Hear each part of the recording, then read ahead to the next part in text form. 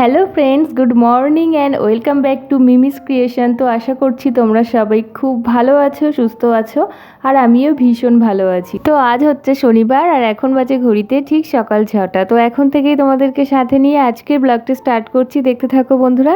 I hope যে আজকের ব্লগটিও তোমাদের ভীষণ ভালো লাগবে।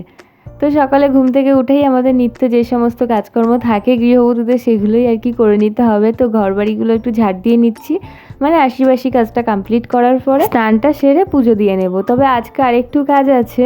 তো আজকেও তাড়াতাড়ি করে ঘুম থেকে উঠেছি এই কারণে যে ঠাকুমার ঘরটাও দেখছিলাম একটু ঝুল পড়েছে।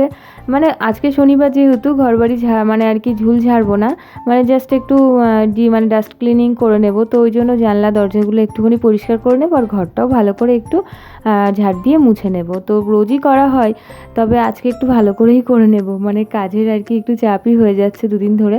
তবে রান্নাবান্নার ঝামেলাটা একটু কম হচ্ছে বলে না এই কাজগুলো করতে খুব সুবিধা হচ্ছে। কালকে তো তোমরা দেখলেই যে বাড়ি থেকে পাঠিয়েছিল খাবার, আর আজকে যেহেতু শনিবার নিরামিষ পদ রান্নার আছে, তো সেই কারণে মানে বেশি রান্নার ঝামেলা নেই যেহেতু, তো সেহেতু এই কাজগুলো করে নেওয়াই যেতে পারে।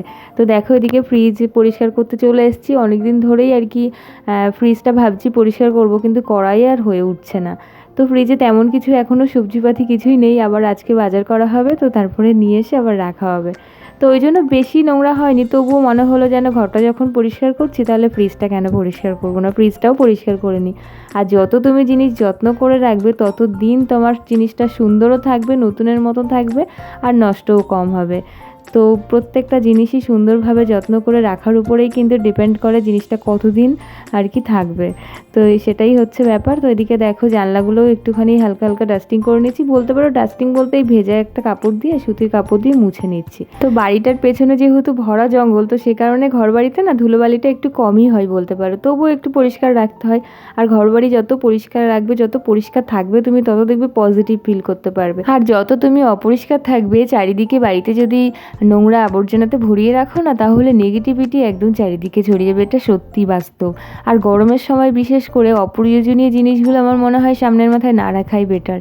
সেগুলো কোনো একটা বক্সে করে রেখে দিলে বা ব্যাগের মধ্যে করে রেখে দিলে তাহলে কি হয়, ঘরটাও গরম কম হয় আর গরমও কম লাগে, জানো তো। কেননা ঘরের মধ্যে যদি নোংরা আবর্জনা, এই যে মানে বিভিন্ন ধরনের ব্যাগ ট্যাগ ঝুলিয়ে রেখেছে, যেহেতু ঠাকুমার ঘর এটা, তো এখানে যদি যতই আমি গুছিয়ে রাখি না কেন, সরিয়ে রাখি না কেন, ঠাকুমা কিন্তু ঠিক যেখানকার জিনিস আবার সেখানেই নিয়ে এসে রেখে দেবে। তো সেই কারণে আমি এখানে সরাচ্ছি না।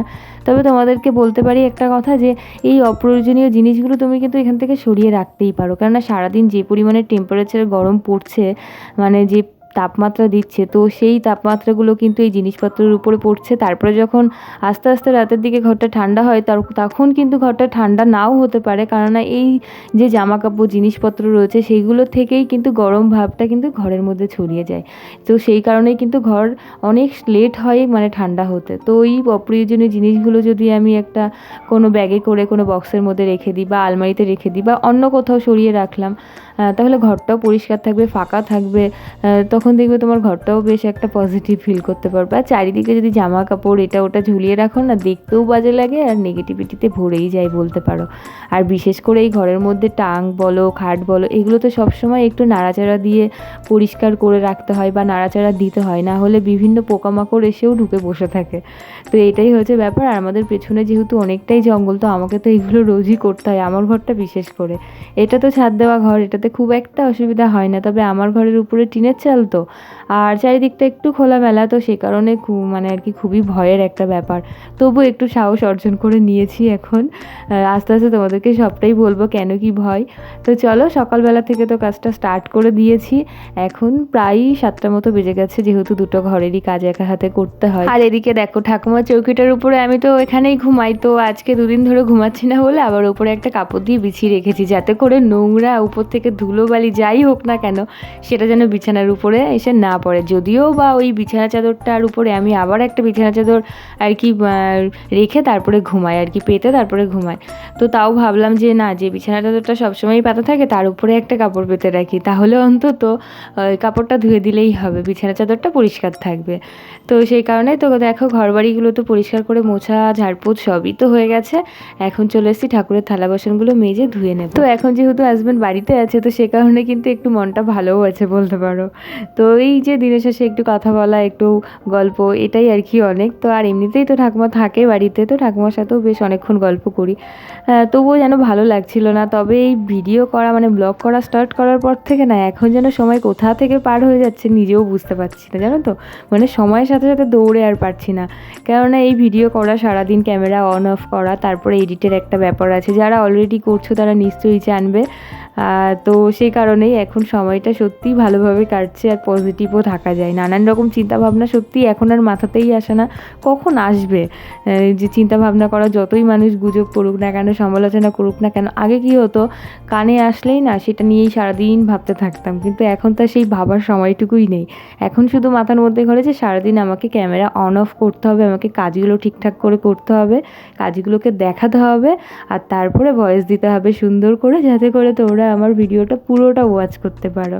তো এটাই হচ্ছে ব্যাপার। এখন বেশ ভালো আছি আর ভীষণ মোটিভেটও হই, জানো তো। আর তোমরা যারা আমার ভিডিও এতক্ষণ ধরে দেখেছো তারা অবশ্যই কিন্তু একটু লাইক আর একটু কমেন্ট করে দিও, তাহলে আরও বেশি করে কিন্তু মোটিভেট হব আরও নেক্সট ভিডিও বানানোর জন্য।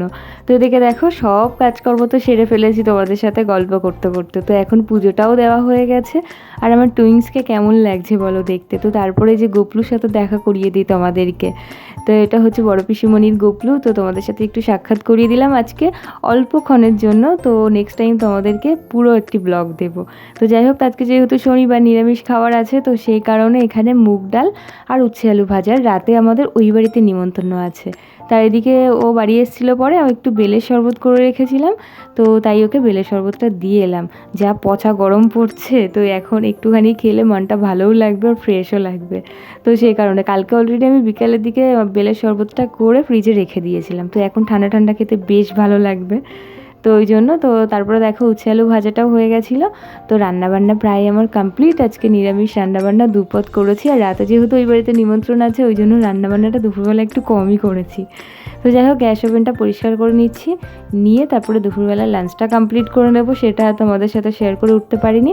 তো বিকালবেলা দেখো এখানে চিপস নিয়েছি। তো এটাকে ঠিক চিপস বলে না, এটা কচু ভাজা। তো ভীষণ ঝাল, জানো তো, মশলাগুলো তো খাওয়াই যায় না। আর সাথে নিয়ে নিয়েছি একটু তেঁতুলের আচার, আহা অমৃত খাওয়া।